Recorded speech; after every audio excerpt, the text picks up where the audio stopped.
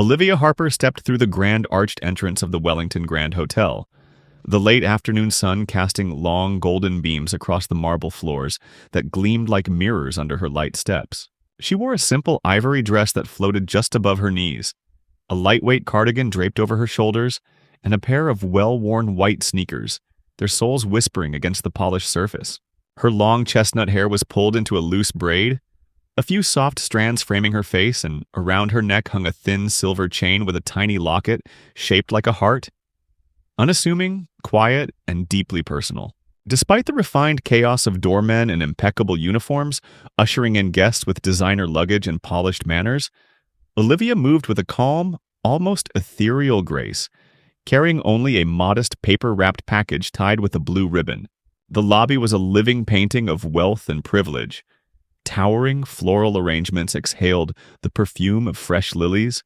Crystal chandeliers captured and shattered the sunlight into 1,000 dazzling fragments, and men and women in silk and satin glided across the space like figures on an invisible stage.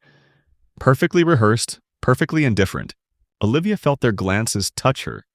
Not sharp, not loud, but cold in their precision, measuring her from the tips of her sneakers to the plainness of her dress, assigning her a place somewhere far below the gleaming surface of their world. She tightened her grip on the package, feeling the coarse texture of the brown paper against her fingertips, grounding herself in the memory of why she was here. Today was her brother's birthday, and not just any birthday. It marked a decade since he had opened his first hotel, and they had promised each other years ago that no matter what life brought, they would celebrate this day together somewhere, quiet somewhere that mattered only to them. Olivia had chosen the small garden behind the hotel, a tucked-away oasis she and Noah had once discovered as teenagers during a family trip when they were just dreamers, not yet burdened by the heavy crowns of expectation. She had called ahead, arranging everything discreetly through a junior events coordinator who had promised to reserve the space privately. No fanfare, no decorations. Just the memory of shared beginnings stitched into a quiet afternoon among the roses and stone fountains. As Olivia crossed the vast lobby, she felt the luxurious surroundings brush against her like an alien wind. Too polished, too poised. A world that spoke in a language she did not wish to learn. An older woman in a glittering navy gown glanced up from her cocktail and smirked, almost imperceptibly before returning to her conversation. A man in a tailored gray suit shifted slightly to block her path, forcing her to step aside as though she were invisible, an inconvenience rather than a guest. Yet Olivia's expression did not falter. She carried herself with the dignity of someone who had long since learned that real worth was measured not in glances but in the quiet resilience with which one moved through a world eager to misjudge. At the reception desk, the concierge barely concealed his reluctance as Olivia approached. His professional smile flickered, brittle and brief, as she asked softly if she could be directed toward the garden terrace. His eyes swept over her once, twice, cataloging everything he needed to know, or thought he did, before gesturing vaguely toward a side hallway with the kind of dismissive courtesy reserved for those presumed not to matter. Olivia thanked him with a genuine warmth that seemed almost to startle him before she turned away, her heart steady, her steps sure, her purpose clear. She had not come to impress, she had come to remember. The side hallway leading to the garden felt narrower, less polished, the lighting softer but colder, as if Olivia had stepped away from the theater of the grand lobby into the backstage world, where the unglamorous truths of the hotel whispered through unseen cracks. The muted scent of gardenias grew stronger as she followed the corridor, her fingers brushing lightly against the cool stone walls, each step drawing her closer to the small courtyard that held so many memories. Turning a final corner, Olivia found herself stepping through an arched doorway onto the terrace, where the garden unfolded like a secret meant only for those who knew where to look. The air was thick with the smell of wet earth and blooming roses, and for a moment her heart lifted. The place was just as she remembered, untouched by the tides of luxury that had swept over the rest of the hotel. But the terrace was not empty. Scattered across the lawn and the stone pathways were groups of impeccably dressed guests, their laughter light but edged with a particular sharpness that made Olivia instinctively shrink within herself. A long table under a white canopy was being set for what looked like a private event. Crisp linen tablecloths, rows of crystal glasses, and waiters bustling back and forth with mechanical smiles. Olivia hesitated, clutching the small package closer to her chest, trying to locate the junior coordinator she had spoken to on the phone. But no familiar face appeared. Instead, a trio of young women near the fountain turned their attention to her with the languid cruelty of those who are effortlessly privileged and effortlessly bored. One, a tall blonde with a voice sharpened by years of practiced mockery, tilted her champagne flute and said just loudly enough for Olivia to hear, "Oh, look, the help got lost on the way to the kitchens." A ripple of laughter followed, delicate and poisonous. Olivia's cheeks flushed, but she kept walking toward a shaded bench near the edge of the terrace, pretending not to hear. Her movements composed, her eyes focused straight ahead. Another woman, brunette and brittle in her elegance, leaned over to whisper to her companion, "Maybe she's delivering flowers. Shame they let anyone just wander around now." Their words pricked at her like fine needles, but Olivia refused to falter. She was here for Noah, not for their approval. She had almost reached the bench when someone deliberately stepped into her path. A man in a light gray suit, glass in hand, smile too wide to be anything but mocking. "Sweetheart," he drawled, blocking her way with a casual cruelty. "This is a private event. Staff use the service entrance." His voice was not raised, not aggressive, but it carried across the courtyard with the precision of a scalpel, slicing through the air and drawing the attention of everyone nearby. Olivia opened her mouth to explain, to say she had permission, a reservation, that she wasn't intruding, but the man raised a hand, silencing her before she could even begin. "It's okay," he added with a patronizing wink. "No need to be embarrassed. Happens all the time. Just head back through that door and ask your manager where you're needed." For a moment, Olivia stood frozen, humiliation flooding her body with a heat that had nothing to do with the soft spring air. She thought of the package in her hands, now trembling slightly, and the memory it carried. The long hours she had spent putting it together, the quiet love behind every photograph and letter tucked inside. And something inside her broke in a small, almost imperceptible way. Still, she forced herself to stay calm, to lift her chin and meet his eyes. "I'm not staff," she said quietly, her voice firm though it wavered at the edges. "I'm here for my brother's celebration." The man blinked, momentarily thrown off by her steady tone, but before he could respond, the blonde woman chimed in again, her voice dripping with false sweetness. "Oh," she cooed, "she's family, of course. I suppose even the best hotels have to invite everyone now." Another tinkle of laughter, sharper this time, more brazen now that others had begun to notice the scene. A few guests glanced over, some curious, some disapproving, most simply entertained. Olivia, burning inside but unwilling to give them the satisfaction of seeing her retreat, moved to step around the man. In that moment, the brunette reached out, pretending to stumble slightly, and her hand caught Olivia's shoulder with just enough force to knock her off balance. It was subtle, deniable, the perfect little cruelty dressed up as an accident. Olivia's foot slipped on the damp stone, and before she could catch herself, she stumbled backward into the shallow fountain behind her. The world seemed to slow for a breathless instant as the cool water rose up to meet her, soaking her dress, her shoes, her carefully wrapped package. A collective gasp rippled through the terrace, but no one rushed forward to help. Instead, there was a heavy, uncomfortable pause, followed by a scatter of awkward laughter and the metallic clink of champagne glasses being set back onto silver trays. Olivia pushed herself upright, water streaming from her hair and down her face, her dress clinging to her body in translucent folds. The ruined package crumpled in her hands like a broken promise. For a moment she stood there, dripping, humiliated, her heart hammering painfully against her ribs, while around her the beautiful, polished people pretended she wasn't there at all. One of the women muttered something about security under her breath, and a uniformed attendant began making his way toward the fountain with the stiff, embarrassed air of someone assigned to clean up a mess they were too polite to acknowledge. Olivia gathered what little dignity she had left, clutching the package tighter, and stepped out of the water, her soaked sneakers squeaking against the stone as she walked.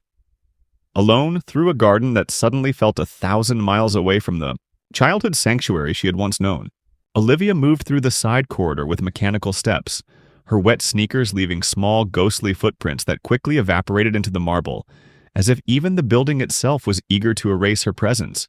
Every step felt heavier than the last, the sodden weight of her clothes clinging to her body, the soaked remnants of the precious package pressed protectively against her chest. She did not cry, not yet, because the shame had not fully rooted itself into tears. It was still rising inside her like a slow, cruel tide, As she turned a corner back toward the main lobby, she almost collided with a slender man in a tailored uniform, the discreet earpiece at his temple marking him as hotel security. His expression, carefully neutral, barely flickered as his eyes took in her drenched appearance and bedraggled state. "Ma'am," he said softly, his tone a studied mixture of politeness and dismissal. "I'm going to have to ask you to accompany me to the side entrance." Olivia opened her mouth to protest, to explain that she wasn't trespassing, that she belonged here, more than half the people draped in diamonds and silk. But the man's posture told her it would be useless. He wasn't interested in her story. He was interested in making her disappear quickly and quietly. For a heartbeat, she considered refusing, standing her ground, demanding someone listen, someone care. But as she glanced around the lobby, she caught sight of the way other guests were looking at her, or rather looking past her. Faces shuddered, polite, pretending not to see the embarrassing interruption to their curated luxury. There was no place here for explanations, only for the efficient erasure of anything that did not fit. With a small nod, her chin lifting slightly in a defiant echo of dignity, Olivia allowed herself to be guided toward a less visible side of the lobby, where a secondary exit opened onto a staff parking lot. The security guard said nothing more, maintaining a respectful distance, as though proximity to her misfortune might somehow taint him. The heavy door swung open on silent hinges, and a gust of cool air struck Olivia's wet skin, raising goosebumps along her arms. The contrast between the opulence she was forced to leave behind and the stark utilitarian reality of the alley outside could not have been sharper. She stepped out onto the cracked pavement, the door shutting quietly but decisively behind her, leaving her standing alone amid the humming of industrial air conditioners and the distant clatter of service carts. For a moment, Olivia remained frozen, her mind struggling to catch up with the brutal efficiency with which she had been erased. She had imagined this day so differently. Quiet laughter, a private moment in the garden, maybe a silly inside joke exchanged with Noah that would bring back memories of simpler times. Instead, she stood shivering in the service alley, her carefully chosen gift now a ruined, dripping bundle, and her heart a raw wound barely contained beneath the surface of her skin. She knew she could leave. She could call a cab, vanish into the city, pretend none of this had happened, and Noah would understand later when she explained. But the thought of him waiting in that garden, expecting her, believing she would be there, waiting for the sister who had always been there before, rooted her feet to the ground. With a trembling breath, Olivia shifted the package under her arm and looked around, seeking a way back inside that would not bring further shame. She found a narrow path winding alongside the building, a maintenance walkway partially hidden by manicured hedges, and without hesitation she followed it. The stones were uneven and slick with moisture, and twice she stumbled, barely catching herself against the rough brick of the wall. Her dress clung uncomfortably, heavy and translucent, but she pressed on, each step a silent act of defiance against the narrative they had tried to force upon her. At the far end of the path she found a secondary garden entrance, a plain wooden gate, unadorned and slightly ajar. It was meant for gardeners and service staff, not guests, but tonight it would serve a different purpose. She slipped through the gate and back into the garden, staying close to the shadows, moving with a cautious grace born not of fear but of necessity. The laughter from the terrace had subsided into a low, satisfied murmur, the music drifting lazily from hidden speakers blending with the rustle of evening breezes through the trees. Olivia found a secluded bench at the far edge of the lawn, half hidden by a weeping willow whose long tendrils formed a natural curtain, and sank onto it with a shuddering sigh. Here, shielded from the cruelty of polished smiles and gleaming champagne flutes, she allowed herself a moment of stillness. She carefully unwrapped the soggy paper from the ruined package, her fingers trembling with frustration and sadness. Inside, the photo album was damp but not entirely destroyed. The ink on some of the handwritten notes had blurred, and the photographs had begun to curl at the edges. But the heart of the gift, the memories, the love, remained intact, however battered. Olivia turned the pages slowly, each image a ghost of a better time. Noah at 6, missing his front teeth and grinning proudly beside a crumbling sandcastle. Noah at 12, awkward and lanky, pretending to be too cool to pose with his little sister. Noah last year, laughing at something she had said just out of frame, his eyes crinkling in that way that meant he was truly happy. Tears blurred Olivia's vision, but she did not let them fall. She sat there soaked and shivering, clutching the salvaged remnants of her gift, her heart whispering silent promises to a brother who had never once made her feel less than enough. The wind picked up, teasing the ends of her hair and sending ripples across the fountain's surface. Somewhere in the distance, a bell chimed the hour, and Olivia realized that Noah would be arriving soon, expecting to find her waiting, smiling, ready to celebrate their shared history. The thought gave her the strength to stand, to gather herself once more. She tucked the album safely beneath her cardigan, smoothing her hair with hands that shook only slightly, and stepped back into the shadows of the garden, determined to be there when her brother arrived, no matter how invisible the world tried to make her feel. The minutes trickled by with excruciating slowness, each second stretched thin and taut like a thread ready to snap. Yet Olivia remained rooted in her secluded spot beneath the willow, her hands clutching the damp photo album hidden beneath her cardigan, her heart pounding with a strange, persistent rhythm that refused to fade. From her place in the shadows, she watched the terrace beyond, where the glittering guests moved like painted dolls, sipping from their slender glasses, exchanging lazy smiles and murmured gossip. Their world a glossy surface under which she could now see the cracks running deep. Occasionally her gaze would catch on the man in the gray suit who had so confidently humiliated her, or the tall blonde who had not so much laughed as she had dissected her with a single glance. And each time Olivia would feel a flicker of heat rise, in her chest, not from shame this time, but from a low, smoldering indignation she barely recognized as her own. She had been taught all her life to be quiet, to be kind, to be understanding, to move gently through a world that did not always make space for people like her. People who valued sincerity over spectacle, who found beauty in small things rather than grand performances. Yet as she sat there shivering and unseen, something shifted within her, slow and inexorable like the turning of a tide. She realized with startling clarity that her presence here, so unwelcome, so dismissed, was an act of rebellion in itself. She did not need their approval to exist. She did not need their validation to matter. Her life, her memories, her love for Noah, all of it existed with or without their permission. A soft breeze stirred the tendrils of the willow, casting dappled shadows across her face. And Olivia closed her eyes for a moment, breathing in the scent of earth and roses and distant rain. She remembered Noah at 8 years old, stubborn and freckle-faced, standing between her and a group of bullies on a playground, fists clenched, voice shaking but unwavering as he declared that nobody had the right to make his sister feel small. That fierce, loyal love had been a constant in her life, a lighthouse through every storm, and she knew without question that today, now, it was her turn to stand firm. For herself, for that bond they had built from scraped knees and whispered dreams. The sound of a car engine pulling up to the front of the hotel reached her ears, low and rumbling, and a moment later she heard the unmistakable click of polished shoes against stone as someone crossed the terrace. Her heart leapt painfully against her ribs, and instinctively she pressed herself further into the shadows, reluctant to expose herself until she was sure. Then she heard the voice, a deep, warm baritone edged with curiosity and concern. Noah asking a passing waiter if the garden had been prepared as requested. There was a pause, a hesitation, and then the reply came, smooth but evasive. Something about last-minute changes, confusion over scheduling, an apology that was more polished than sincere. Olivia watched from behind the curtain of willow leaves as her brother's expression tightened, his easy charm slipping for a brief, telling instant into something harder, sharper. He thanked the waiter with a distracted nod and continued toward the garden, scanning the area with a frown furrowing his brow. His suit was impeccably tailored, the dark fabric fitting his lean frame with casual elegance, but his eyes, those clear, steady eyes she had known all her life, were restless, searching, growing more troubled with each passing second. Olivia's fingers tightened around the album beneath her cardigan as she fought an almost overwhelming urge to call out, to rush to him, to let him fix everything as he always had. But she stopped herself. This moment was not for him to fix. It was for her to claim.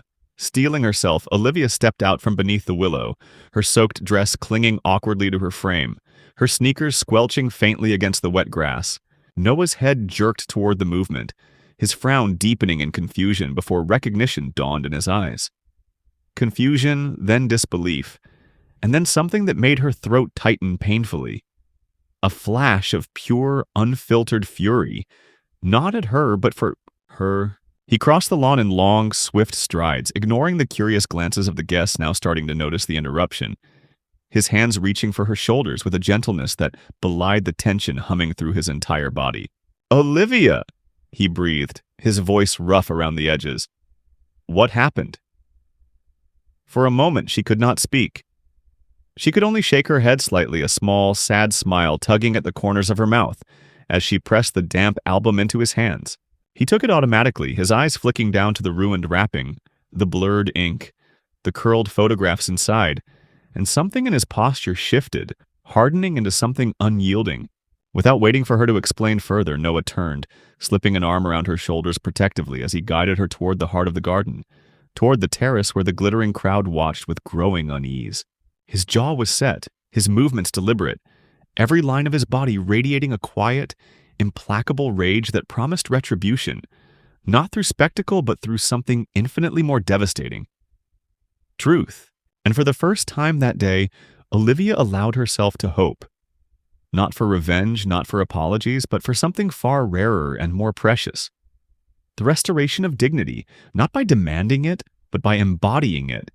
Even when the world conspired to strip it away, Noah walked with measured purpose across the lawn, each step a quiet detonation beneath the thin crust of civility that blanketed the terrace. Guests parted before him instinctively, drawn back by something they couldn't name but recognized instinctively. The presence of authority sharpened by barely restrained anger. Olivia stayed close to his side, her wet dress clinging to her skin, her damp hair framing her face like a halo tarnished by the cruelty of strangers. She kept her head high, though every fiber in her body longed to shrink, to disappear, to retreat into the safety his presence offered. But she would not hide. Not now.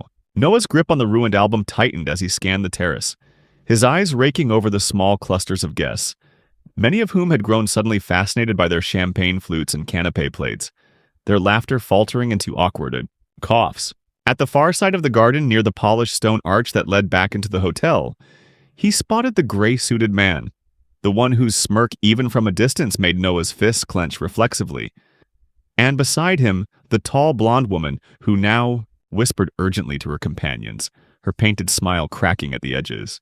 The event coordinator, a young woman with two bright eyes and a clipboard clutched like a shield, intercepted them with the forced cheerfulness of someone sensing disaster looming, but unable to divert its course. "Mr. Harper," she called out, her voice shrill with nervous energy. "We weren't expecting you so soon. There's been a little mix-up with the arrangements, but we're sorting it out, I assure you." Noah stopped, his body a coiled spring of controlled rage, and turned to face her fully, his voice cutting through the garden like a blade dipped in ice. "A mix-up?" he repeated, dangerously soft. "Is that what you call it when you throw my sister into a fountain and escort her out the service door?" The coordinator's face paled, her mouth opening and closing like a beached fish, but no sound emerged. Around them, conversations died completely. The soft strains of the string quartet faltered and died into a strained silence. Without waiting for a response, Noah continued walking toward the center of the terrace where a small raised platform had been set up for speeches and presentations later that evening. He mounted the steps in 2 strides and turned to face the assembled crowd, his presence impossible to ignore, the battered album still clutched visibly in one hand, like an accusation. Olivia stood at the base of the platform, visible but apart, her arms crossed loosely over her chest, her soaked dress drying stiffly in the warm evening air. She met his eyes once, a silent exchange passing between them, and she gave the smallest nod, an affirmation that bolstered him in ways no roaring crowd could have matched. "Ladies and gentlemen," Noah began, his voice carrying effortlessly across the stunned assembly, "I apologize for interrupting your festivities. I realize many of you are here tonight expecting champagne and celebration, but before we continue, I think it's important you know whose hospitality you're currently enjoying." A ripple of confusion ran through the crowd. A few glanced toward the hotel managers huddled nervously near the back, but no one dared interrupt. Noah continued, his tone calm, surgical. "My name is Noah Harper. I am the majority owner of the Harper Resorts Group, including this property." A collective gasp, muffled but unmistakable, rose from the guests as realization dawned like an unwelcome sunrise over their carefully curated evening. A few of the braver, or perhaps more foolish, faces tried to mask their dismay with polite smiles, but most simply stared, transfixed by the slow, methodical unfolding of consequences. He lifted the damp album slightly, allowing the ruined pages to flutter in the soft breeze. Each blurred photograph a silent indictment. Today was supposed to be a private celebration, he said, his voice tightening just slightly. A moment to honor beginnings, family, and the people who walked with us before the world bothered to notice who we were. He paused, letting the weight of his words sink in. Instead, the woman who helped build my dreams was humiliated, dismissed, and treated as less than human because she didn't fit the narrow image of what some of you apparently believe success should look like. From her position near the fountain, the blonde woman who had tripped Olivia shifted uncomfortably, her eyes darting toward the exits. The man in the gray suit took a half step back, as though distance could shield him from accountability. Noah's gaze flicked over them briefly, but he didn't single them out by name. He didn't have to. The truth clung to them already, a visible stain no amount of tailored clothing could conceal. As of this moment, Noah continued, his voice hardening into something cold and absolute, this hotel is closed to external events until further notice. All current contracts are suspended. Every staff member involved in today's incident will be reassigned pending a full review of our company's guest treatment policies. Effective immediately. A collective intake of breath shuddered through the terrace. Glasses trembled on tables. A server dropped a tray of hors d'oeuvres with a soft crash that no one dared react to. The carefully constructed facade of effortless luxury was crumbling before their eyes, and there was nothing they could do to stop it. Noah stepped down from the platform with a controlled grace that made the platform itself seem somehow smaller for having tried to contain him. He crossed the lawn back to Olivia, who waited with the stillness of someone who had weathered the worst and now stood unbroken. He handed her the album without a word, his hand brushing hers in a silent vow that this wound, this betrayal, would not define her. Not today, not ever. She took it carefully, holding it against her chest once more. The ruined memories, somehow heavier now with meaning, forged anew in fire and humiliation, and the unshakable bond that neither cruelty nor wealth nor careless contempt could sever. As brother and sister walked away together, leaving the glittering ruins of the evening behind them, the guests remained rooted in place, some shifting awkwardly, others staring blankly at the ground. The shame in the air so thick it left an acrid taste at the back of the throat. The roses along the garden path seemed to bow slightly in the rising breeze, their petals trembling as if nature itself mourned the ugliness that had bloomed in the place meant for joy.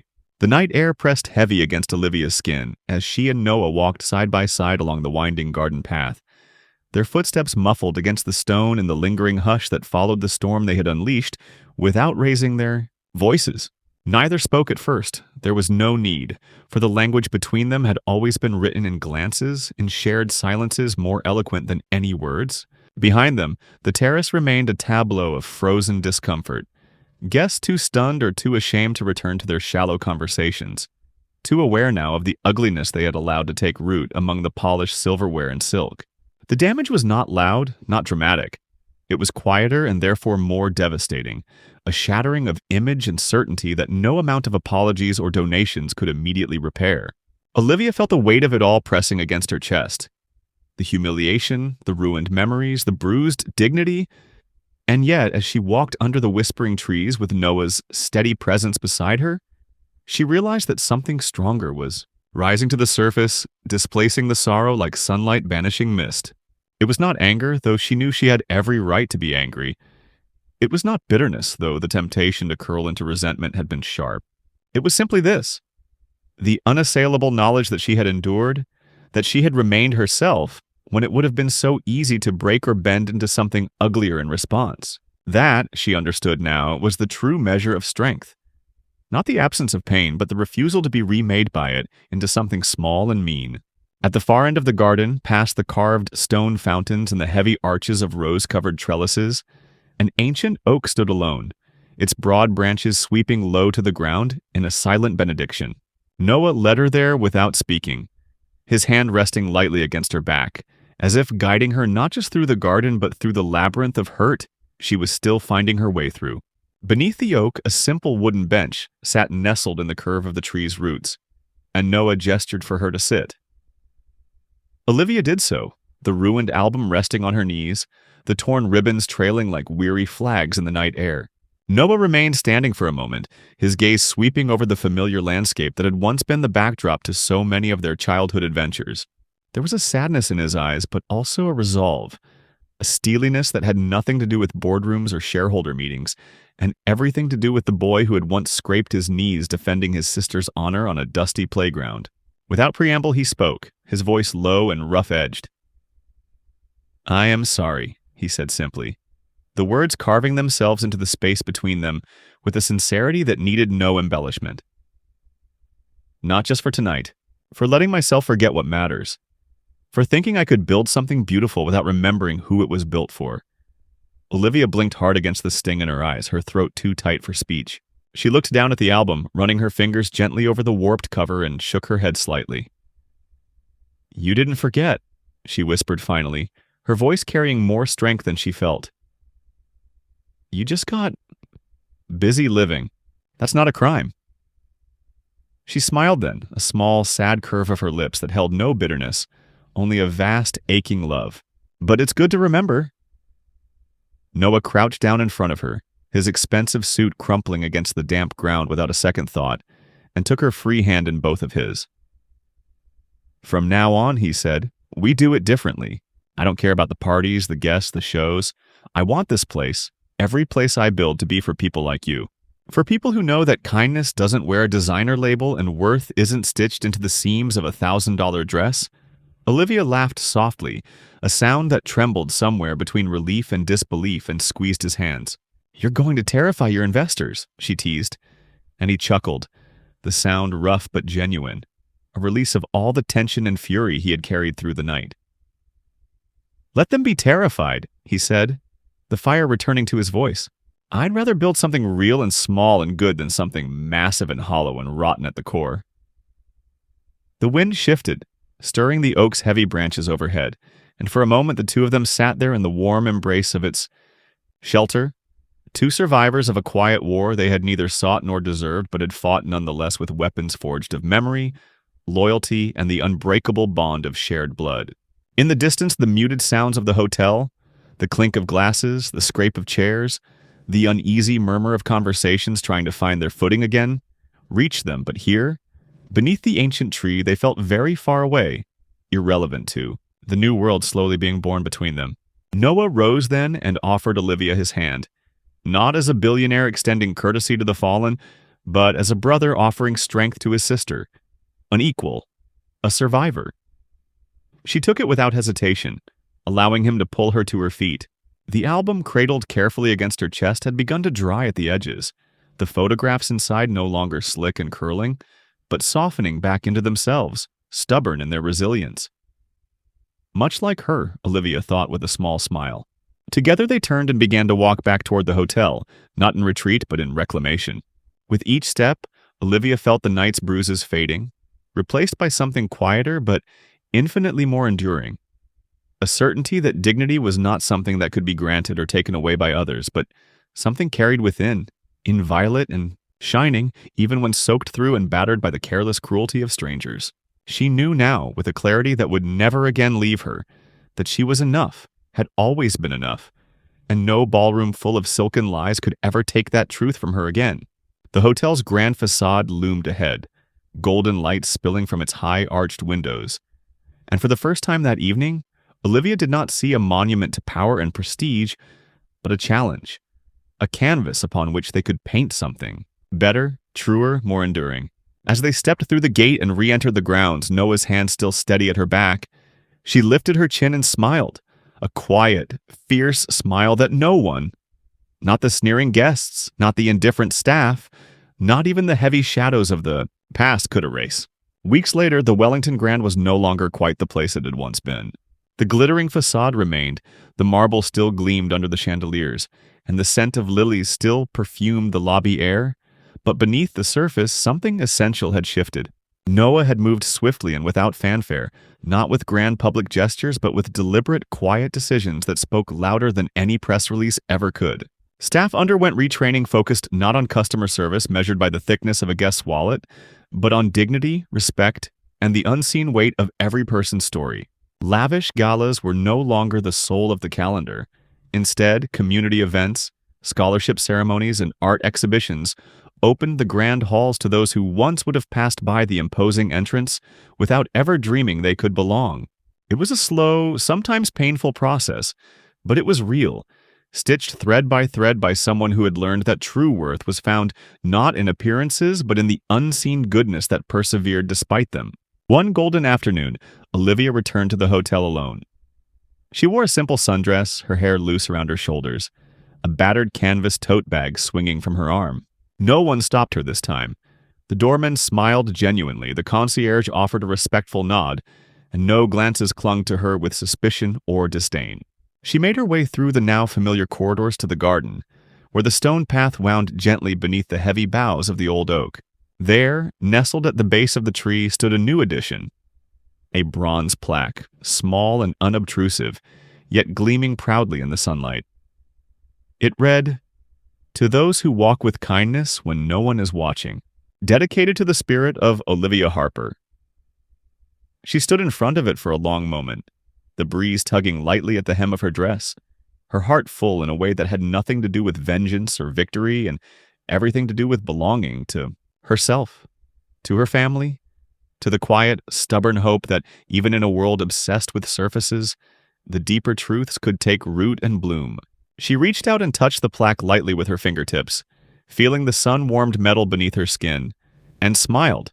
Not for the crowds, not for anyone watching, but for herself. Some battles are won without banners, some revolutions without noise, and some victories are measured not in applause, but in the still, steady beat of a heart that knows it never truly lost.